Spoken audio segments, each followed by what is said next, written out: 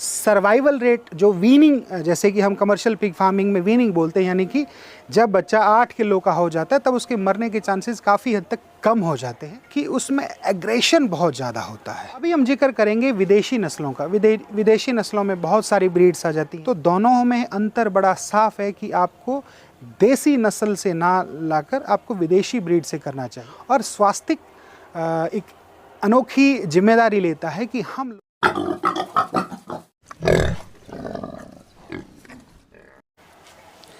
नमस्कार, मैं सतीश अडवाणी स्वास्तिक pig farm पर आप सभी का हार्दिक अभिनंदन करता हूं।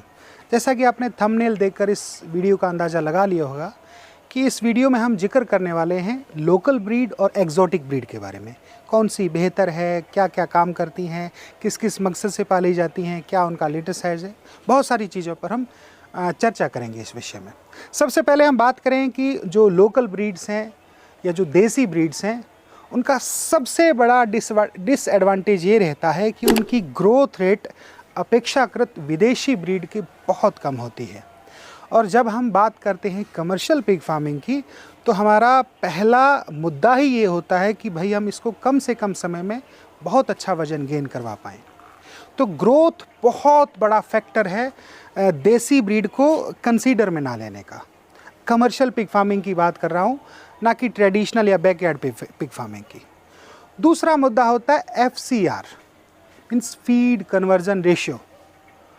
तो हम अगर बात करें देसी नस्लों की, तो इनका FCR इतना अच्छा नहीं है। बहुत अधिक मात्रा में खाना खाकर भी बहुत कम वजन गेन करती हैं, जिसके चलते हम उनको प्रेफरेंस नहीं देते हैं कि हम उसको कमर्शियल पिग फार्मिंग के लिए पाल सकें। तीसरी और मुख्य चीज़ ये होती है कि उसमें एग्रेशन बहुत ज़्यादा होता है।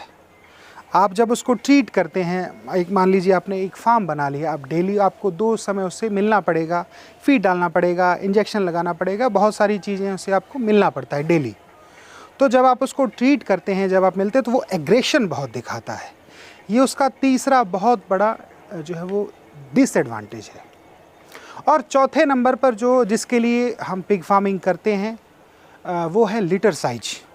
बहुत बड़ा फैक्टर है कि आपका जो लिटर साइज का तात्पर्य है बच्चों की संख्या, एक बार में उत्पन्न हुए बच्चों की संख्या को पिगरी लैंग्वेज में लिटर साइज बोला जाता है।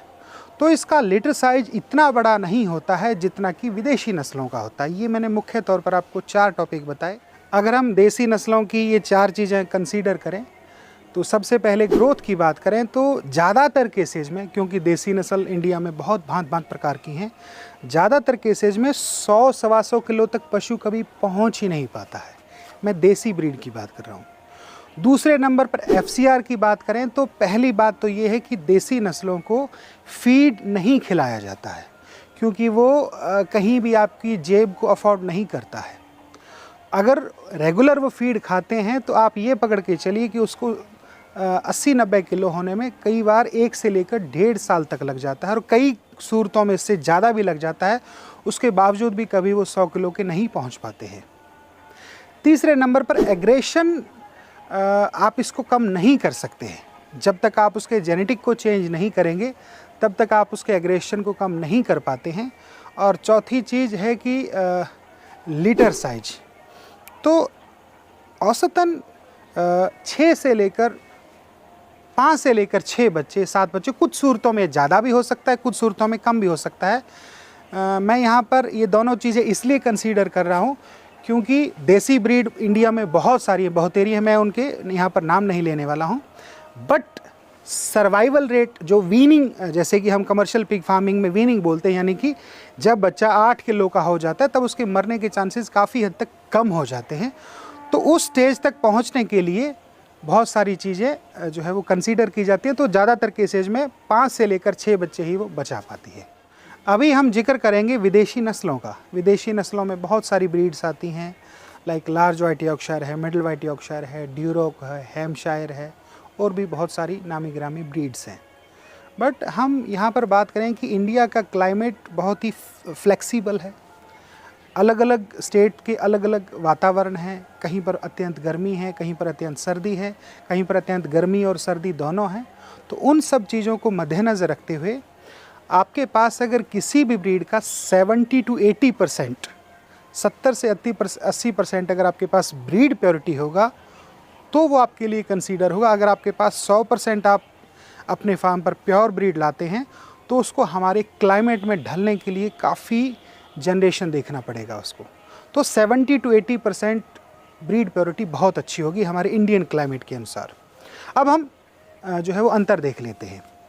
सबसे पहले इसका जो ग्रोथ रेट है वो अपेक्षाकृत जो है वो देसी नस्लों के बहुत अत्यंत बेहतरीन होता है। औसतन 6 से लेकर 7 महीने के अंदर ये पशु लगभग 100 किलो का हो जाता है। फिर डिपेंड करता है आपका मैनेजमेंट कैसा है, आपका खान पान कैसा है, आपका कंस्ट्रक्शन कैसा है, या फिर आप किस तरीके से उनको पाल रहे हैं। 6 से लेकर 7 महीने में 100 किलो का हो जाता है, ये बहुत अत्यंत ज़रूरी बात है। दूसरे नंबर पर अगर हम बात करें FCR की, फीड कन्वर्जन रेशो की, तो हम एक अनुमान लगाते हैं कि 250 से लेकर 270 किलो फीड खाने पर ये पशु लगभग 100 किलो का हो जाता है। तो ये भी आपको कमर्शियल पिग फार्मिंग में ये चीज़ आपको कंसीडर करनी पड़ेगी कि आपका पशु कितने किलो फीड खाकर कितना वज़न गेन कर रहा है। तीसरी और बड़ी अहम चीज़ कि इसका जो एग्रेशन होता है, जैसा कि मैंने आपको बताया देसी पशुओं में आपको अटैक करने को आएंगे पशु, बट अगर विदेशी ब्रीड की हम बात करेंगे तो यहाँ पर पशुओं का एग्रेशन बहुत हद तक कम हो जाता है, क्योंकि जेनेटिकली उसी प्रकार से ये बनाए गए हैं कि एग्रेशन फ्री हो। बहुत रेयर केसेज में ये कुछ एग्रेशन करते हैं, और अगर आप उसके परिचित हैं, आप उसके जानकार हैं, डेली उससे मिल रहे हैं, तो एग्रेशन ना के बराबर होता है। और चौथी और जो मुख्य बड़ी अहम बात बना देती है पिग फार्मिंग जिसके लिए हम करते हैं, वो है लीटर साइज। लीटर साइज का तात्पर्य, जैसा कि मैंने आपको पहले भी बताया, कि बच्चों की संख्या को लीटर साइज बोला जाता है। तो औसतन विदेशी ब्रीड में 8 से लेकर 12 का लीटर साइज रहता है, जो सर्वाइवल 9 से लेकर 10 का सर्वाइवल रहता है अगर आप एक अच्छे फार्मर हैं तो। और औसतन एक साल में 2.2 to 2.5 टाइम ये बच्चे देती है, और 2 साल में लगभग 5 बार ये बच्चे देती है, जो कि बहुत बेहतरीन है कमर्शियल पिग फार्मिंग की दृष्टि से। तो दोनों में अंतर बड़ा साफ है कि आपको देसी नस्ल से ना लाकर आपको विदेशी ब्रीड से करना चाहिए। बट मैं फिर ये बात कंफर्म कर दूं, अश्योर कर दूं कि आप विदेशी नस्ल जब आप ले रहे हैं तो आपको उसका प्योरिटी परसेंटेज पता होना चाहिए कि ये कितनी प्योर नस्ल है। अगर वो उसका 70 to 80 है तो आप उसको कंसीडर कीजिए, आप उस बाकी अपना क्लाइमेट देखें, और इसमें भी उसमें जेनेटिकली क्या क्या सुधार हैं, लाइक आपके ब्रीडिंग पिग्स किस तरीके से चुनाव किए गए हैं, वो आप अपने सोर्स से पता करें। तो बेहतर है कि आप इंडियन ब्रीड्स के अपेक्षाकृत आप अगर एग्जॉटिक ब्रीड में काम करेंगे तो आप पिग फार्मिंग को ज़्यादा मुनाफेदार लेकर आएंगे। जैसा कि मैंने आपको दोनों जो है देशी और विदेशी ब्रीड्स के बारे में बता दिया है, अब इन दोनों की समझ के बाद में एक बहुत इम्पोर्टेंट चीज़ ये है कि उन पशुओं का चुनाव कैसे किया है। तो ये निर्भर करता है आपके ब्रीड प्रोवाइडर पर। देखिए, अगर आपके पास ब्रीड अगर सही होती है और कुछ चीज़ें गलत भी हो जाती हैं तो भी आप फ़ायदे में रहते हैं। अब मैं आपको इसमें विस्तृत रूप से बताऊंगा कि मैं क्या कहने की कोशिश कर रहा हूँ। सबसे पहले आपके पास जो ब्रीड आ रही है वो उसका चुनाव किस पद्धति से हुआ है। मैं आपको मेरा ही उदाहरण देता हूँ कि स्वास्तिक किस तरीके से ब्रीड का चुनाव करता है। हम यूजुअली लार्ज वाइट यॉर्कशायर में डील करते हैं, जिसका हमारे पास ब्रीड प्योरिटी 70 से 80% रहता है। अब से पहले हमारे पूरे भारतवर्ष में हम लोगों ने 250 पिग फार्मर को सशक्त किया है हमारी ब्रीड देकर। ऑलमोस्ट 3500 प्लस ब्रीडिंग फीमेल हम लोगों ने पूरे भारतवर्ष में हमने फैलाई हैं। तो उसमें अब हमारे सिलेक्शन करने का तरीका क्या रहता है। सबसे पहले जिस मादा ने 10 या 10 से ज़्यादा बच्चे दिए हों, हमारा ब्रीड का सिलेक्शन उसी मादा से होगा। जिसने 7, 8, 9 बच्चे दिए हैं उसमें से कभी भी हम अपने ब्रीडिंग पिग सेलेक्ट नहीं करते हैं। ये हमारा पहला स्टैंडर्ड है।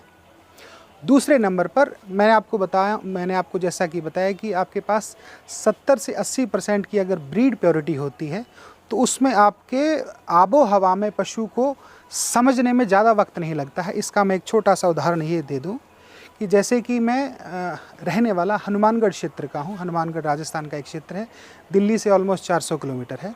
तो हमारे यहाँ पर मिनिमम टेम्परेचर 1 डिग्री तक चला जाता है और मैक्सिमम टेम्परेचर 50 डिग्री तक चला जाता है। तो हमारा ऑलमोस्ट 50 डिग्री का जो है फ्लक्चुएशन विद इन 6 मंथ हो जाता है। उसके बावजूद भी यहाँ पर हम पशु बढ़िया तरीके से पाल रहे हैं। इससे ज़्यादा तो वेरिएशन भारत के किसी भी क्षेत्र में नहीं होगा। तो हम वो जेनेटिकली इम्प्रूव की गई ब्रीड देते हैं जो किसी भी क्लाइमेट में सरवाइव अच्छे से कर पाए। और दूसरी बात, हम लोग जो है वो मादाएँ देते हैं, वयस्क मादाएँ देते हैं जो अब से पहले बच्चे जिन्होंने नहीं दिए हैं, यानी कि हम लोग गिल्ट्स देते हैं। हम लोग साव सेल नहीं करते हैं। गिल्ट्स का तात्पर्य उसको गिल्ट बोलते हैं जिस मादा ने जो वयस्क हो चुकी है पर जो अभी तक क्रॉस या मेटिंग नहीं हुई है, जिसको बोलते हैं वर्जिन फीमेल होती है।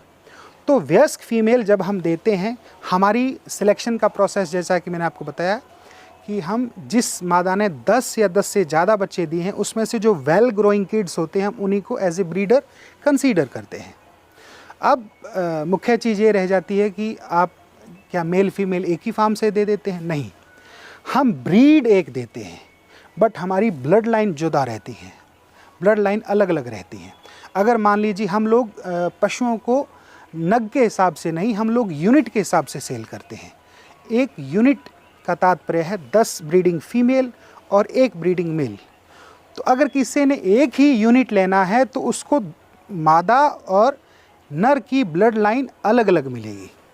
बट अगर किसी ने 2 या 2 से ज़्यादा अगर यूनिट लेने होते हैं तो हम उनको 2 ब्लड लाइन कम से कम मादाओं की देते हैं और 2 ब्लड लाइन कम से कम हम नर की देते हैं, ताकि इन फ्यूचर उसको नर तलाशने के लिए कहीं बाहर पर आश्रित ना होना पड़े। ये हमारा सिस्टम रहता है। इसमें बहुत बड़ा रोल मुहैया करता है आपका ब्रीड प्रोवाइडर। इसमें हमारा पिछले 10 सालों का तजुर्बा, हम किस मेथड से ब्रीड को सिलेक्ट करते हैं वो मुद्दा, और वो पशु किस वातावरण में बढ़े हुए हैं वो बहुत ज़रूरी चीज़ है। क्योंकि हमारे पास जो पशु होते हैं वो ईसी फार्म के नहीं होते हैं। ईसी फार्म का पशु इस तरीके से होता है कि वो किसी भी ऐसे क्लाइमेट में जाएगा जहाँ पर उसको अत्यंत सर्दी, अत्यंत गर्मी लगी तो वो पशु एकदम से बीमारी पकड़ लेता है या पशु एकदम बीमार हो जाता है और वो बहुत जल्दी रिकवर नहीं हो पाता है। और पशु का सिलेक्ट करने का जो प्रोसेस है वो बहुत पेचीदा होता है। यूजुअली इंडिया में बहुत सारे लोग इस प्रकार से पशु देते हैं कि किसी भी बच्चे को, मेल या फीमेल को उठाकर एज ए ब्रीडर सेल कर देते हैं। ये बहुत बड़ा मुद्दा है, क्योंकि आपके फार्म पर आपका ब्रीडिंग पिग सिर्फ एक बार आएगा, उसके बाद में आपके पशु हमेशा आपके फार्म से निकलेंगे या जाएंगे।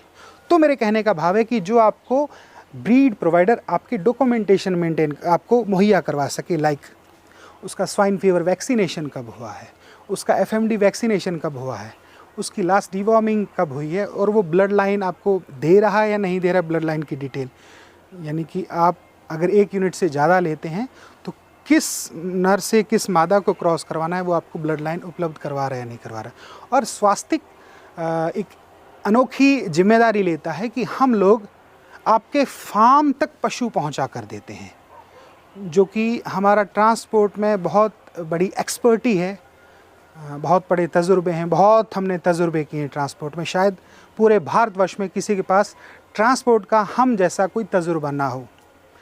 तो हमने हार्श से हार्श कंडीशन में हमने पशुओं को ट्रांसपोर्ट करवाया है। उसमें हम अत्यंत सर्दी में और अत्यंत गर्मी में हमने पशुओं को ट्रांसपोर्ट करवाया, वो हमारी पद्धति, हमारा मेथड। तो हम लोग फार्मर्स के फार्म पर पशु मुहैया करवा कर देते हैं।